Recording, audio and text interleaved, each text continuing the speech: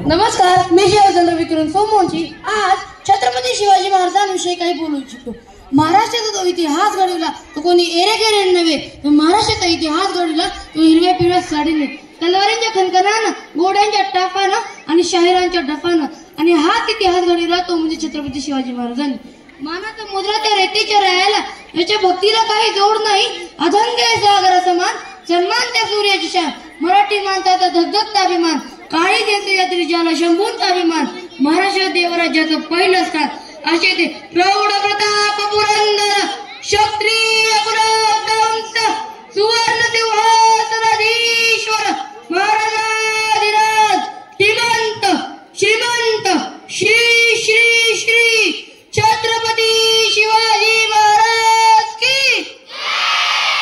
बंदुकीच्या जोरावर आणि हंड्याच्या धाकावर, अहो बंदुकीच्या जोरावर आणि हंड्याच्या धाकावर इथल्या माणसांना वाघाप्रमाणे जगायला शिकवणार मी अनेक माणसं बघितली, परंतु बंदुकीच्या धाकाशिवाय आणि हंड्याच्या जोराशिवाय इथल्या माणसांना वाघाप्रमाणे जगायला शिकवणार मी एकच वाघ बघितला, आणि तो वाघ म्हणजे छत्रपती शिवाजी महाराज। आज आपण ज्या महाराष्ट्रात जात आहोत तो महाराष्ट्र काय? तो महाराष्ट्र आहे शिवरायांच्या कृतींचा, शिवरायांच्या विचारांचा, शिवरायांच्या पराक्रमांचा, आई जिजाऊंच्या संस्कारांचा, कष्टकरी शेतकऱ्यांचा, दिलदोरीतांचा, 105 आत्मबलिदानांचा, आणि त्या दिल्लीच्या तख्ताने घाम फोडणाऱ्या माझ्या महाराजांचा महाराष्ट्र। आणि आज या महाराष्ट्राच्या मातीत 19 फेब्रुवारी 1630 रोजी एका रत्नाचा जन्म झाला, आणि तो रत्न म्हणजे छत्रपती शिवाजी महाराज। छत्रपती शिवाजी महाराजांनी आपल्या आयुष्यामध्ये वस्तू वापरल्या आणि माणसं जपली, परंतु आपण मात्र माणसं वापरतो आणि वस्तू जपतो। त्यांनी जे आपल्या दूरदृष्टीने जे काही बघितलं ते भारताच्या इतिहासात कोरून ठेवलेलं आहे। त्यांनी जे ऐकलं, त्यांनी जे शिकवलं ते आपल्या मनात ठासून भरलेलं आहे। आणि असाच एक प्रसंग मला तुम्हाला सांगावा असं वाटतो। एकदा छत्रपती शिवाजी महाराज कर्नाटक मोहिमेवरून परत येत होते, तेव्हा तेथे बेलवाडी नावाचं एक छोटस गाव होतं। तेथे मलमा देसाई नावाची ठाणेदार तिथे राहत होते। दादाजींना वाटले जाता जाता हा किल्ला घेऊन जावा।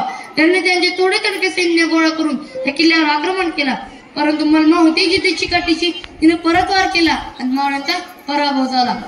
दादाजींना वाटले एका स्त्रीच्या हातून महाराजांचा पराभव शक्यच नाही। त्यांनी अजून सैन्य गोळा केले आणि किल्ल्यावर आक्रमण केला, परंतु आता मात्र मलमाचा पराभव झाला। दादाजी म्हणाले, हजर करा हिला छत्रपती शिवाजी महाराजांच्या दरबारामध्ये। जेव्हा मलमाला अटक करत होते तेव्हा मलमा आत गेली आणि आपल्या तान्याबाळाला घेऊन बाहेर आली। जेव्हा मलमाला छत्रपती शिवाजी महाराजांच्या दरबारामध्ये उभे केले तेव्हा मलमाच्या मनात विचार आला, म्हणजे सगळे राजा आपल्या गुन्हेगाराला शिक्षा देतो तसं ही राजा मला शिक्षा देईल आणि मला माझ्या बाळाला मारून टाकेल। तेव्हा ती छत्रपती शिवाजी महाराजांपुढे गेली, नतमस्तक झाली आणि म्हणाली, महाराज मी तुमचे गुन्हेगार आहे, महाराज मला जी काही शिक्षा द्यायची असेल ती मला द्या, माझ्या बाळात काही दोष नाही, त्याला काही करू नका। हे ऐकताच छत्रपती शिवाजी महाराजांनी त्यांच्या चिटणीसाला इशारा केला। चिटणीस आत गेला, दुधाची वाटी घेऊन बाहेर आला। छत्रपती शिवाजी महाराजांनी मलमाच्या बाळाला उचलले आणि आपल्या मांडीवर ठेवून त्या वाटीले चमच्याने दूध पाजवता म्हणाले, हा जो आमच्या मांडीवर बसलेला आहे ना तो आमचा भाचा आहे आणि मलमा आमची बहीण झाली। कोणता भाऊ आपल्या बहिणीचं राज्य विस्कटून देतो? दादाजी, बहिणीचं राज्य घ्यायचं नसतं तर बहिणीला राज्य द्यायचं असतं, असं म्हणून छत्रपती शिवाजी महाराजांनी मलमा तिचे राज्य परत केले आणि तिला बांगडी वसुला बसून सुखरूपपणे तिची घरी पोहोच केली। म्हणून म्हणतो छत्रपती शिवाजी महाराजांनी जे केलं जगाने कधीच केलं नाही, आणि जे जगाने केलं ते छत्रपती शिवाजी महाराजांनी कधीच केलं नाही, म्हणून आज जग छत्रपती शिवाजी महाराजांपुढे बघतो।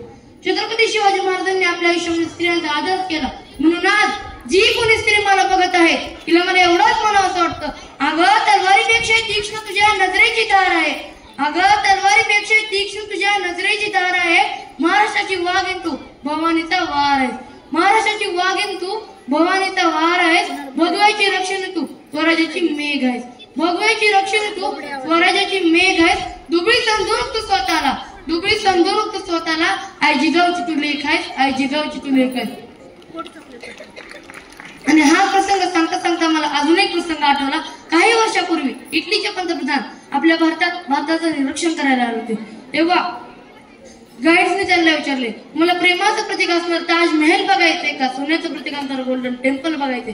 तेव्हा इटलीचे पंतप्रधान म्हणाले, मला प्रेमाचं प्रतीक असणार ताजमहल नको बघायचं, सोन्याचं प्रतीक असणार गोल्डन टेम्पलही नको बघायचं। तुमच्या भारतामध्ये ज्या राज्याचा इतिहास शिकवला मला त्या राज्याचा रायगड बघायचा आहे, मला त्या राज्याचा रायगड बघायचा आहे। तेव्हा ते गाईड म्हणून त्यांना रायगड बघायला घेऊन गेले. म्हणून म्हणतो तुम्ही जगाच्या पाठीवर कुठेही जा, जे तुम्हाला विचारतील तुम्ही कुठून आलाय त्याला अभिमानाने सांगा, ज्यांनी मरणालाही धाक घातली आणि मरणालाही जगायला शिकवलं अशा त्या वीर छत्रपती शिवाजी आणि छत्रपती संभाजी महाराजांच्या भूमीवर मारलं. म्हणून म्हणतो ज्या मातीत आपण सर्वांनी जन्म घेतला त्या मातीचा रंग सावळा आहे, ज्या मातीत आपण सर्वांनी जन्म घेतला त्या मातीचा रंग सावळा आहे. साठी ठोकपणे प्रत्येकाला सांगा मी शुभाचा मावळा आहे, मी शुभाचा मावळा आहे. जाण्याआधी एवढंच म्हणू इच्छितो, देवाकडे एक छोटस फूल मागितलं, देवाने अख्खी बाग दिली.